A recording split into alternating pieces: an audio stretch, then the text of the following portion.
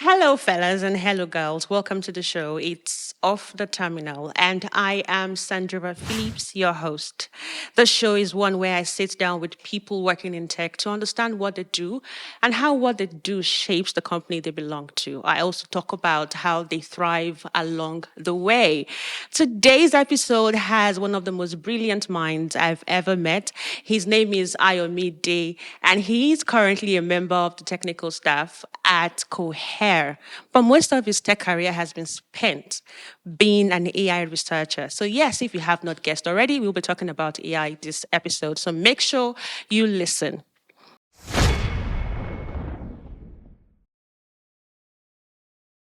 Hi, Ayomide. How are you doing today? Yeah, I'm good. I'm good. That's good to know. Okay, let's get right into the questions. I want to really know how you were able to, how your journey started till now where you're working at Cohere. How was the journey like? What is Cohere? What is working at Cohere like right now? All right. I got into AI in 2017, late 2017, and so before that time, I used to. I was studying mechanical engineering in OAU, but never really showed up in class except it's a mathematics class. So I loved mathematics, and spent most of my time studying maths. So in my year three, a professor came around from MIT to give a lecture, and he mentioned this thing called machine learning, AI, and I was like, "Oh, it's really interesting." So I met the professor, and I was like, "Okay, just give me all the books I need." on, on that, I was going to go ahead and study. So, um, luckily for me, my IT industrial training was coming up, and I decided to do it at home and not in Lagos. So, spend most of my That is time. allowed. Uh, uh, I mean, now it's coded. So Okay. I decided to spend. I was doing it with a mechanic at a mechanic workshop, and that allowed me the freedom and time to like Mm, study. So mm, I spent a lot of my time studying the maths behind AI and all those things. mm. And then after um, school, I did something very unconventional. So I put my phone aside for about 1.5 years to 2 years, and then I disappeared. So you can't Oh, find me so anywhere. you did that thing. We always say that go silent for like six Yeah, months you and can't find me anywhere. You can't reach me anywhere. So I just packed my bags, moved back to my parents' place, and asked them for one favor: please subscribe internet and food, please. And they were like, "Okay, don't worry, we got you." So I went that silent was for before two. NYSC, right? Yeah, that was before NYSC. Then in between, I did my NYSC Oh, again, codedly, and oh my God.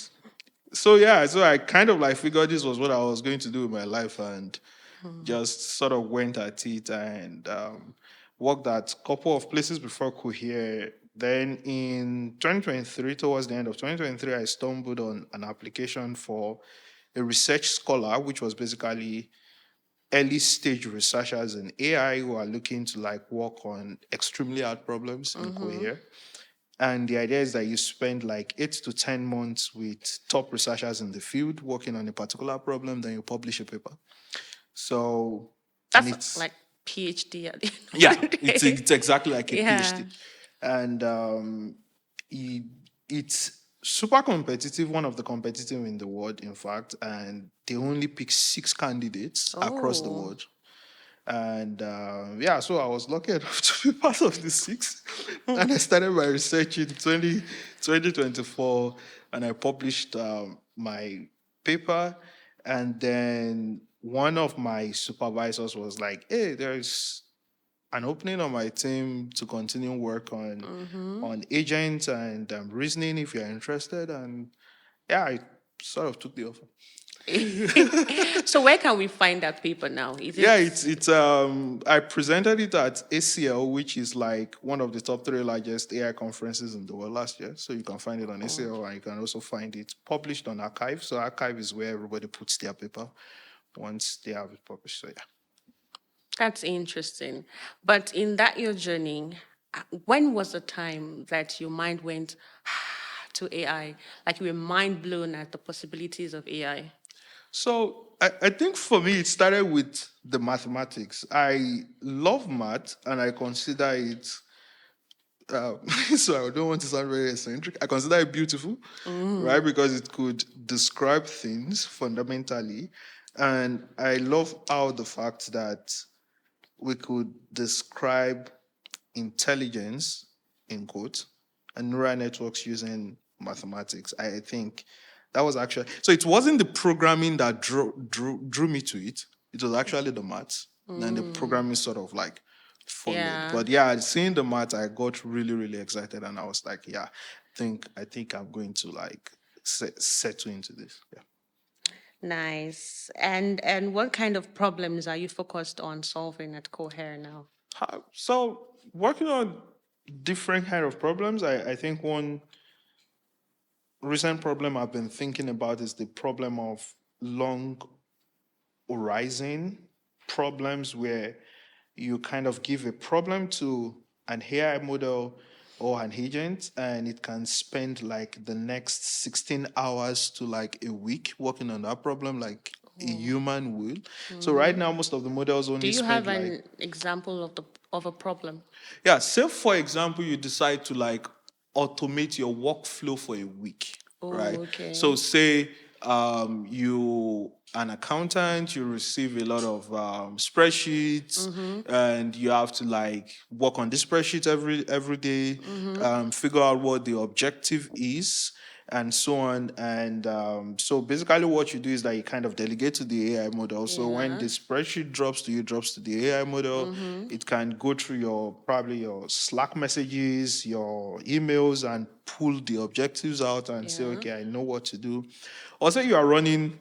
So there's an interesting benchmark in agents which is called vending bench, and basically you expect an AI model to run a business An for about entire an entire business. business and turn in profit after like 3 to 6 hours, Oh, right? So wow. it's a vending business where it has to keep track of stocks, check what is making profit, order more of that, and so on and so forth.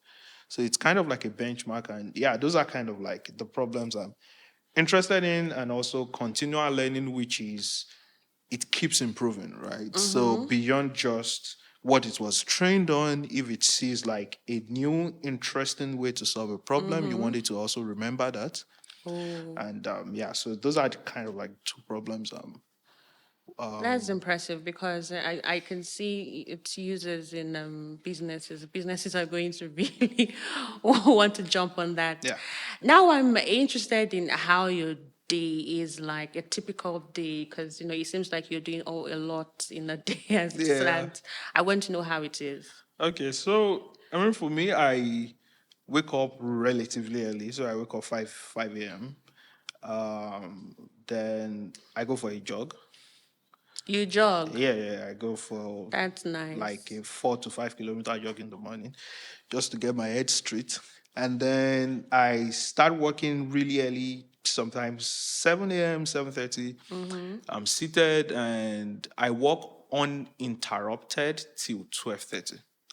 So I try to like have that 5 hour chunk. No Okay. meetings, no nothing, just me and my computer, then prioritize like the top most important things, which could be either reading a paper or implementing a paper or implementing something, writing code. And so my meetings are usually in the afternoons. Oh, So and I really don't have a lot of meetings, right? I think that's something I'm kind of like grateful for my team at yeah. Cohere. Nobody bugs you with a lot of meetings, and you just kind of like do your thing. If you have any interesting updates, you just let everybody know. I think meetings can be beneficial sometimes if you need like rests in between your work hours. So far, it's not happening like all the time. Now, back to what you said, because I was trying to understand which part of AI research do you enjoy the most? The reading or the implementation?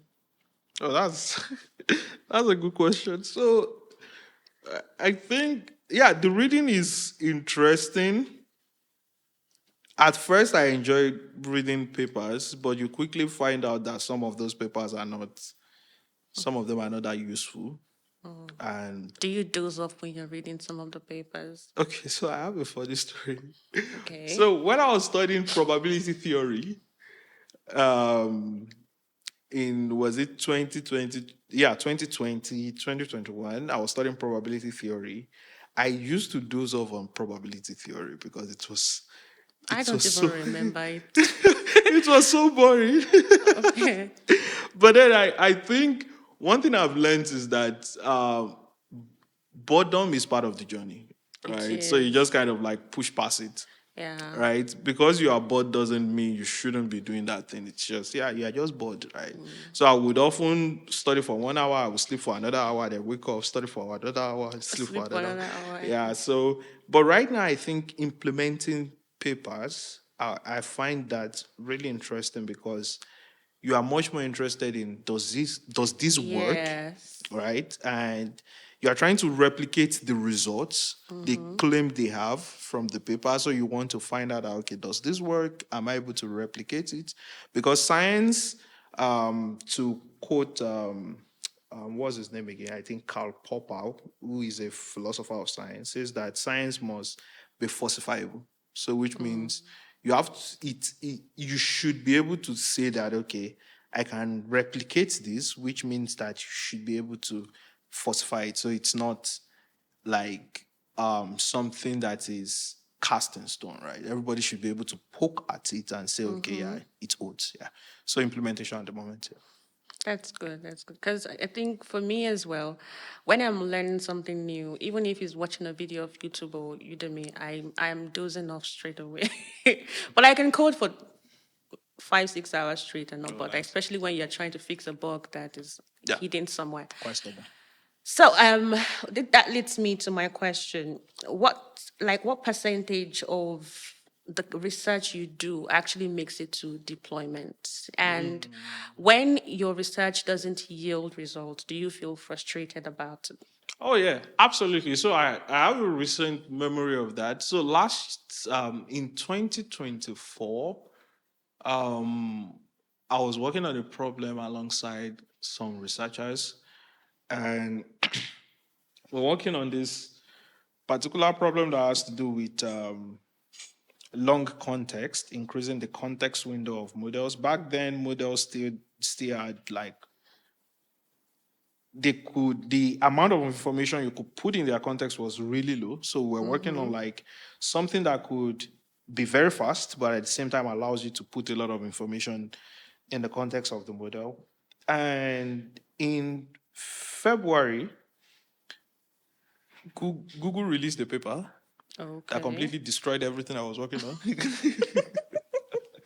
And we tried so hard in March to see if we could do something about it, and we seriously tried. Some of the senior researchers suggested that, okay, let's recast the problem, but we saw that, yeah, we can't do anything about it. So I had to pivot into another project entirely in April and start working Wow. on that. So yeah, there are cases where, So how long was spent, or should I say wasted in a way?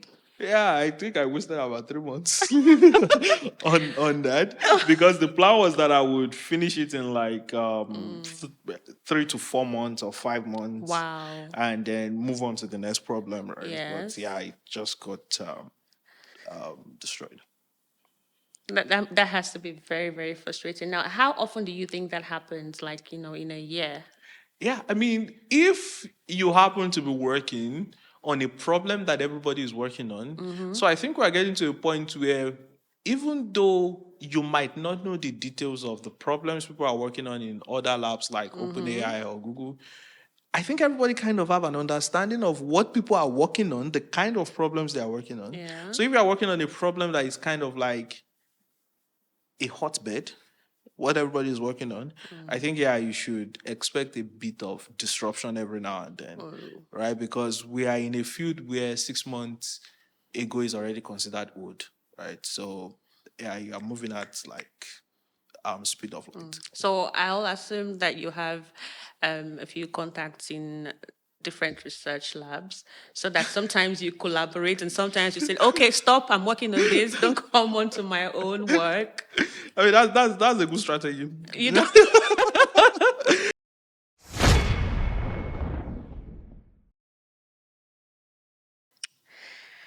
how do you balance your research and the company's needs to ensure that your research is really beneficial to the company? I'm saying that because when you do research, there's always a probability that you go down a rabbit hole very quickly. How do you ensure that you stay on path and you ensure that what you're doing, the research you're carrying out, directly impacts the company? Yeah. So I mean, it depends on the kind of research you are working on and your manager. So you might have a conversation with your manager that, oh, I want to work on this problem, and you might get a green light to say, okay, go work on that problem, and it doesn't necessarily have to like lead to an artifact in the company. It could be a paper that you Okay. publish Oh. and stuff like that.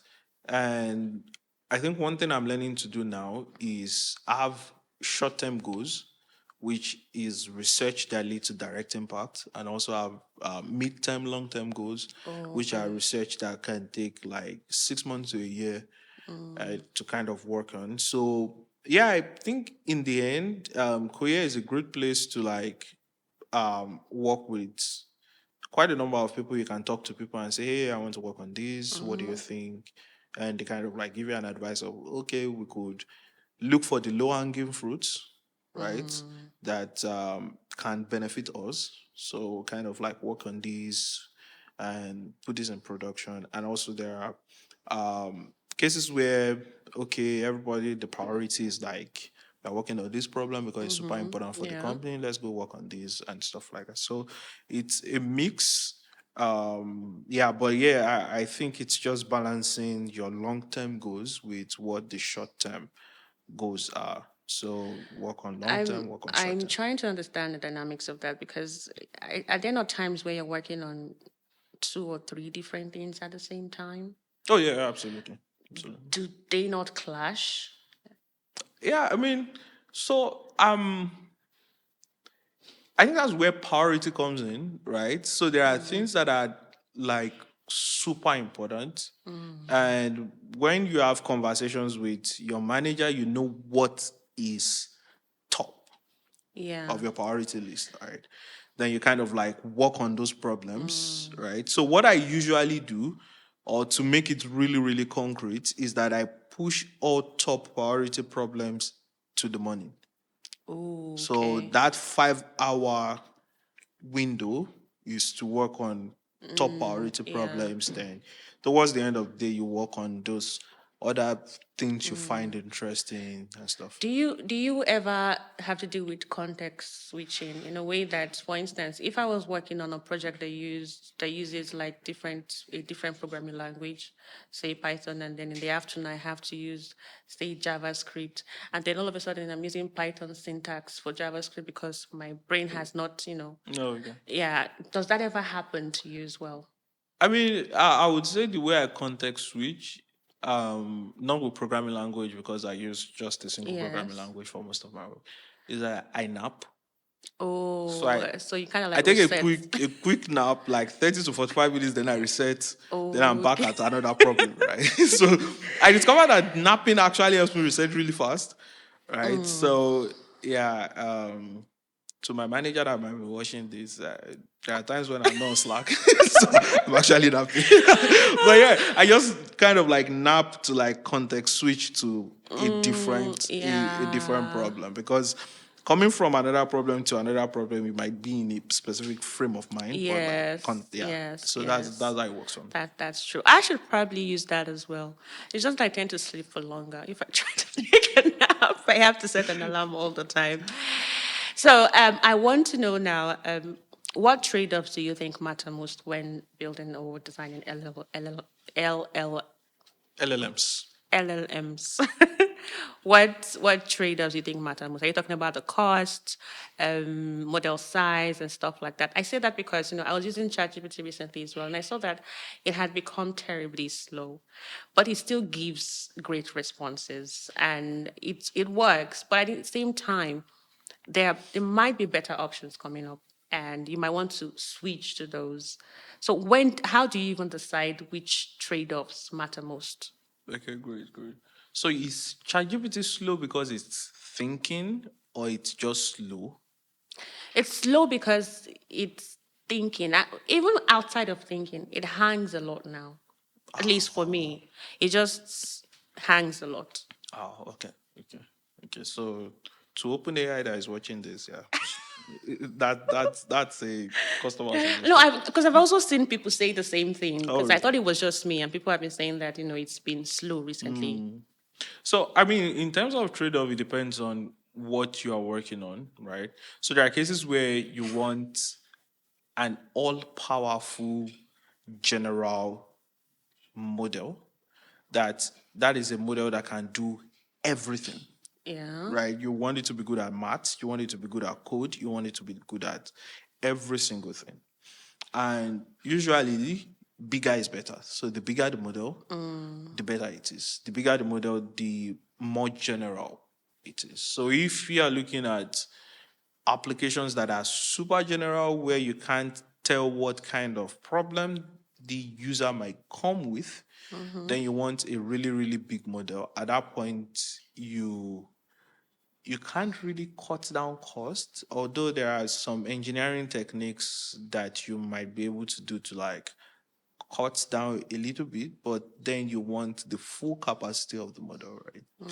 But if you have a case where it's a specialized model, right? You want the model to do a particular thing and to do it really, really well, Yeah. or probably undo a subset of languages really, really well, Yeah. then you are better off like picking up smaller models that are cheaper that you can easily let me use the word fine tune to whatever application you want to use them for. So in that case, because you have like a narrow problem in mind, you are better off like picking smaller models for that, which Yeah. are much more cost effective, right? So it's all about your use case, Yeah, really. it comes down to your use case, yes. That's nice. So what do you think are the biggest risks of AI right now? So when you say risk, what This whole debate online about. I mean, I don't want to have to repeat everything or say it, but you've heard them. We've all heard them. But I want to actually know what are the biggest risks at the okay. moment. Is it trying to steal our jobs? Is it these are all these misconceptions we see. They might be myths or they might be conceptions. Who knows? Yeah. But that's what you're here to tell us. Ah, okay, okay, okay. So when people talk about risk, what comes to my mind is usually Skynet from Terminator. So, so yeah, I think AI is going to change a lot of the job landscape, right? There are things that will get automated. Of course, you would have humans in the loop, Yeah. but the number of humans you would need to like steer the model might not be a lot, right? Yeah. So the model might be even capable of like steering itself towards the right objective. So I think a question people can ask themselves is based on the job I'm working on or based on what I do, how can AI kind of like accelerate what I do? Because eventually I think it's going to be a companion, it's going to be an assistant.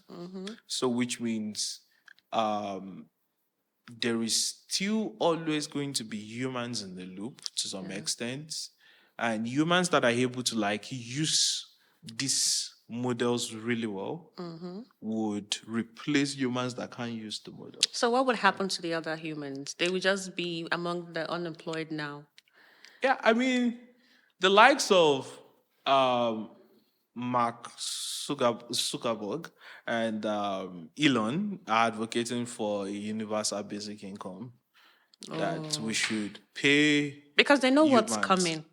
Yes. Because they know what's But coming. then I think the biggest superpower of humans is actually adaptability. Humans have the True, ability to adapt, right? So I true. believe that we would adapt and evolve Mm, past what we are currently.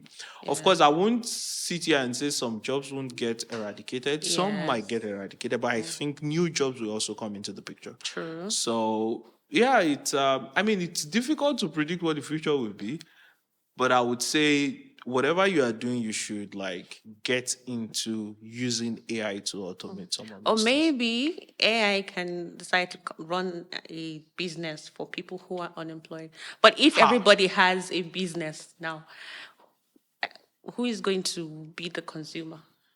Mm. Yeah, that's I don't think we will get to the point where everybody will have a business. I was just saying, because this can, what you mentioned earlier, can work in this case for unemployed people who are still smart enough to, jump on it, if they cannot retain their job. So, is any part of AI overhyped right now? Overhyped. So so first of all, I'm not really a a heavy user of social media, so I can't precisely tell Oh, what people are hyping right now. So it's like really difficult for me to. I know there are um, AI doomers which say that AI would destroy the world, it would take over, it would destroy our economy, and so on and so forth. I think we are still very early. yeah, we're early. So it's so. I mean, for the pessimist and also for the optimist, it's kind of like difficult to tell where will we end up in, right? So I would say everybody should manage their expectation as much as possible. And for me, I'm cautiously optimistic, Oh.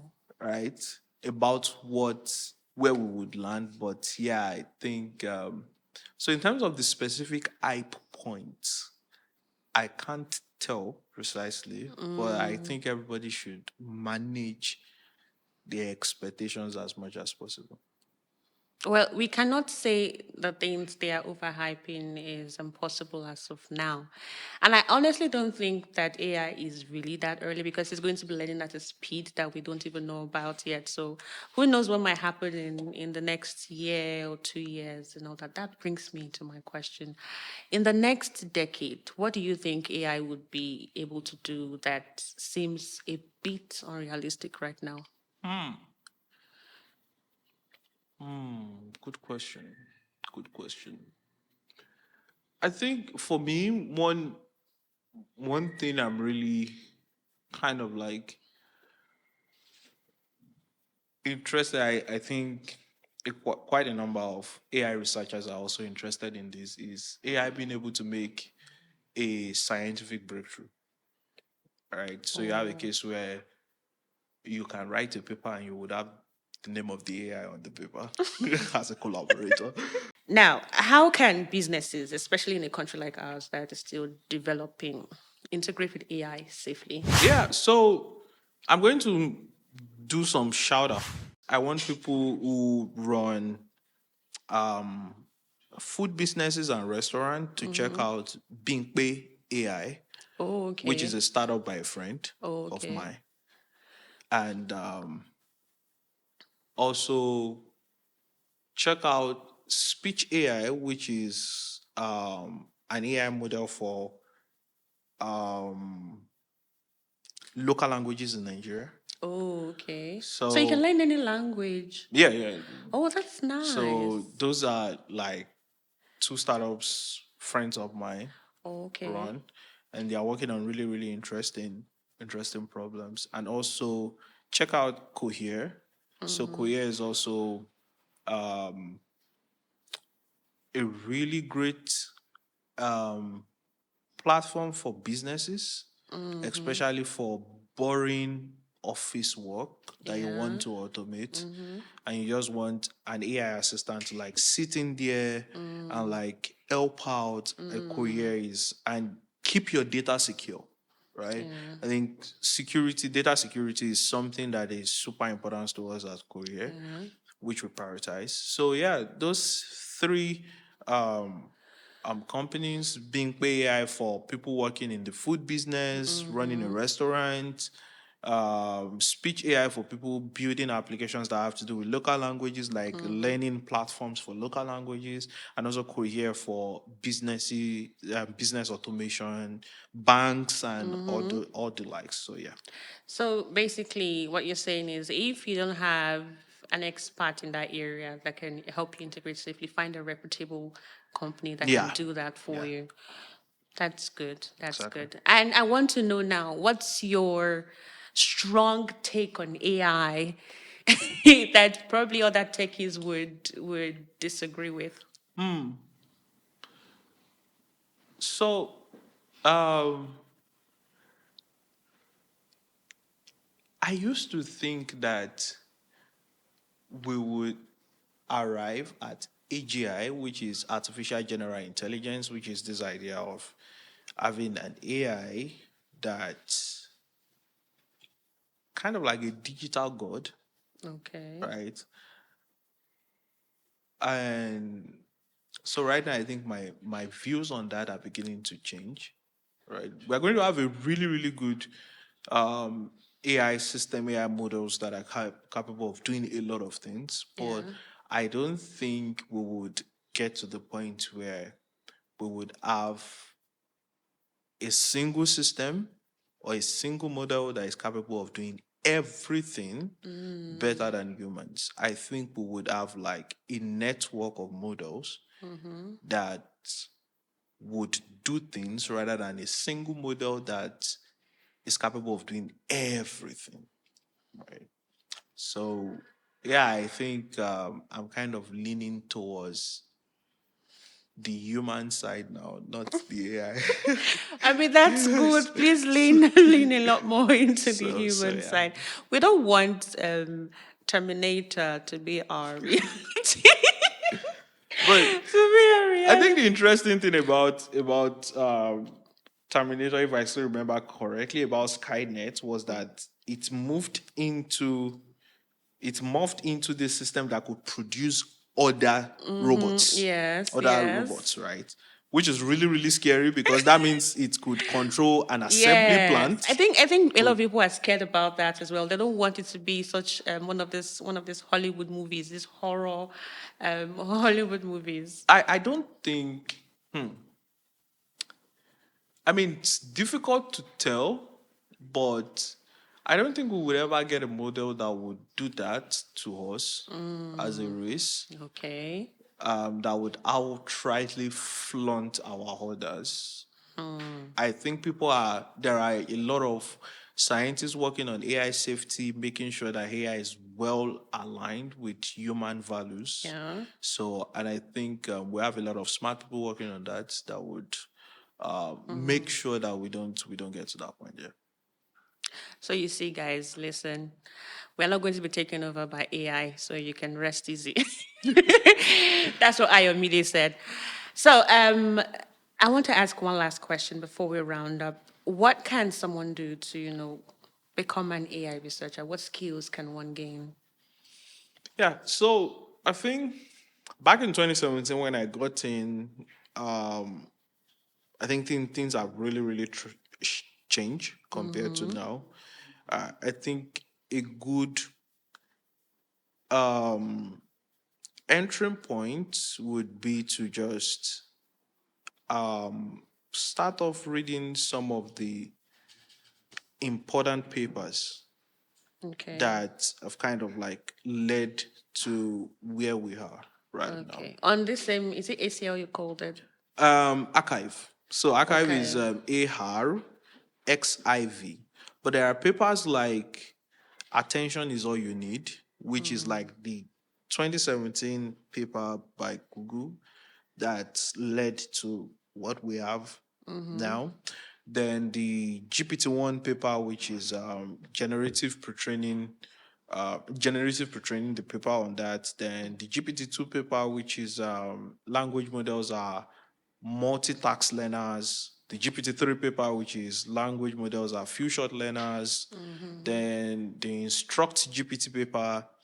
Um, then there is yeah, so I think those papers are quite foundational.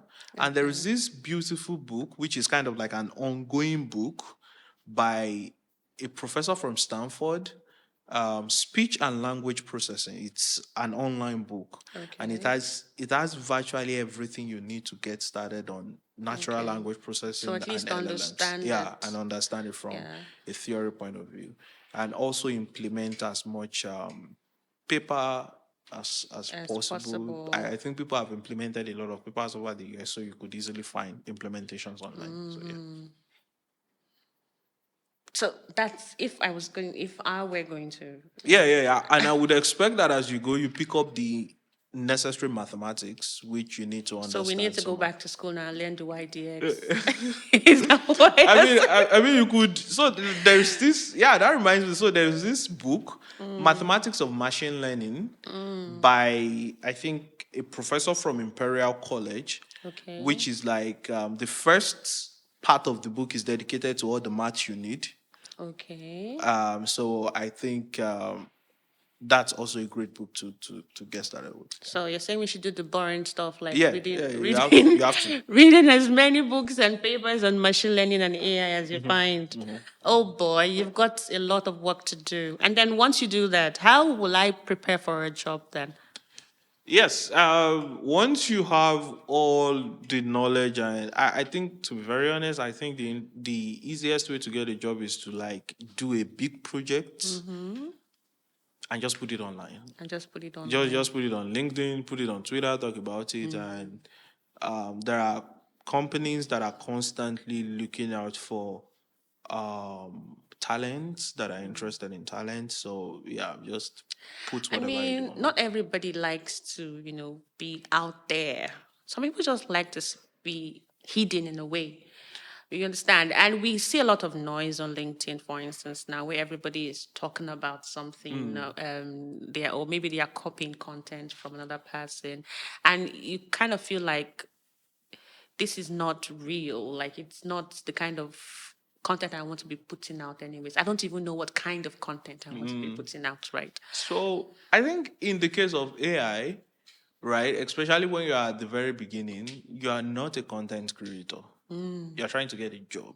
They should just do like you Right. and disappear. So disappear, study really hard, Yeah. build something very tangible Yeah. that you can talk about. Okay. For me, I built quite a number of things. I was implementing papers. I built a small version of, not a small version, I built a version of GPT-2 from scratch. Okay. And I put it online, talked about it. So yeah, you want to like build something that you can talk about and tell people that I actually did this from scratch. Because a lot of researchers can see through the bullshit, right? They can tell that I mean, can you use AI to also do it from scratch? people will know. But how? I mean, I think You're building something for AI. Shouldn't you be able to use AI for me, to also I build think it? one interesting litmus test for AI code for me is when you have cleanly formatted comments in your code. I'm not saying there are not people that write code without clean comments, but once it's becoming too clean, and once your code is extremely verbose, there's always that. I think this AI, this is not you, this is not you. I mean, I feel like it's okay to use AI to, right? That's one of the things AI is there Oh yeah, for. absolutely. But it's all about you reviewing it and be like, okay, this is not what I want. I don't need this.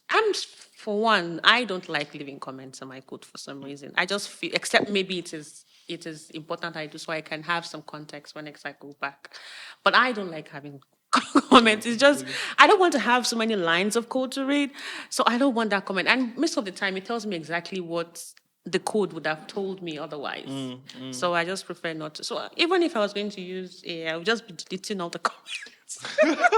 And patch it and make sure that does this Deleting all look the comments. does this look humanly? I don't even care if it looks humanly. Am I satisfied with it? Am I satisfied with it? Is it the kind of code that I would want to So write? I think the good thing about putting it online is that once you have it online, people will come and probe you, right? So you Yeah. see people in your comments asking you questions about it. I think that can quickly reveal lack of knowledge, right? True. Because you don't know where someone works. So a researcher from Cohere or like Google could like probe you and ask you a bunch of questions just to see if you really understand what you say Yeah. you understand. I think there have been cases on Nigerian Twitter of kids between the age of 17 and 20 trying to like form some sort of expert.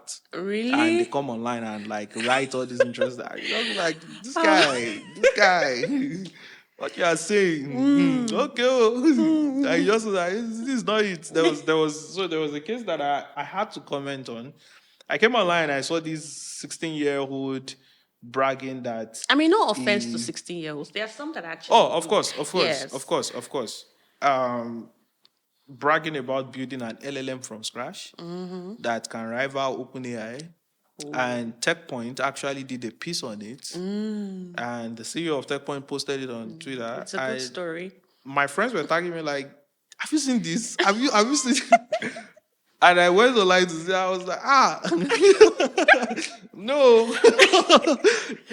Go possible. And I had to make comments like, guys, look, these are things that hurt the ecosystem. You shouldn't be, True. should be able to validate and tell if this person actually built what. Then, of course, some people just went there and did some back-end black magic and discovered that the guy actually was using Google's Gemini model and claiming, and it was really, I need to say, he's a six. I mean, when I was 16, what was I? I was trying to pass jump, right? So cool down, calm down. Oh my God. There's still time. Yeah, we're trying to pass jump. Yeah.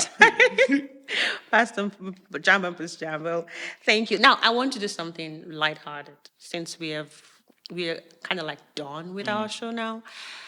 So for fun, I'm going to be reading out a list of things, and I want you to tell me if you're good or bad at it, or if you would rather have AI do it or somebody else, or outsource it to AI or somebody else.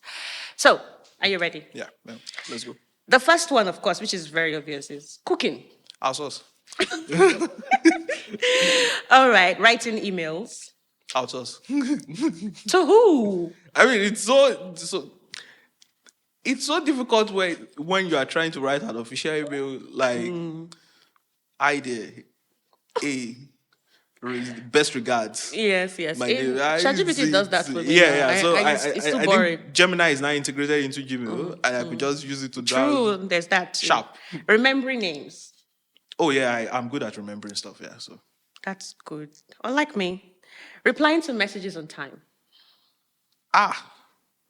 No, you're not. I You don't are- reply to messages on time, You but I are would not. still like to do it. I would still like But to do it. currently, you're not. Yeah, I suck. Okay. Waking up early. Yeah, Yes. definitely. Remembering birthdays. Yeah. Because I have a lot of birthdays on my calendar. So, So I receive calendar alerts Oh. for some specific birthdays. I don't want to get in trouble. Planning So, a party. I planned a party not a party, just a small get together for my friends in December. And I had no idea. It's really difficult. It is. I'm good outsourcing. I Very don't. good I don't even. outsourcing. But I don't plan anything. Keeping a routine. Oh, I'm good at keeping a routine. Nice. Finishing books or papers. You start, Yeah, I would. I don't use AI for paper summary. but you actually finish the books you start. Yes, I do. That's interesting. I do. Good for you. Saying no to extra work. Saying no to extra work. When you say extra work, define extra work. Or maybe you're working on something and then your boss comes and says, "Oh, yeah, add this one to it." Yeah, so the good Or thing maybe is, your colleagues. I'm lucky enough to have extremely good colleagues that won't burden you. So once you are working on something, to try as much as possible not to burden you. So yeah, I can't relate to those kind of bosses. I can't. Oh my God, we are the masters. You're sitting on your I throne, can't right? relate to those kind of bosses. Fine, fine. Thank you so much. Big thanks to you for coming on the All right, show. thanks And for that's having all me. we have time for, people. This has been Off the Terminal. And I am still your host, Sandreva Phillips. Now, if you enjoyed this, make sure you share and subscribe to people who are curious about how things work behind the scenes in tech. Until next time, this is bye bye.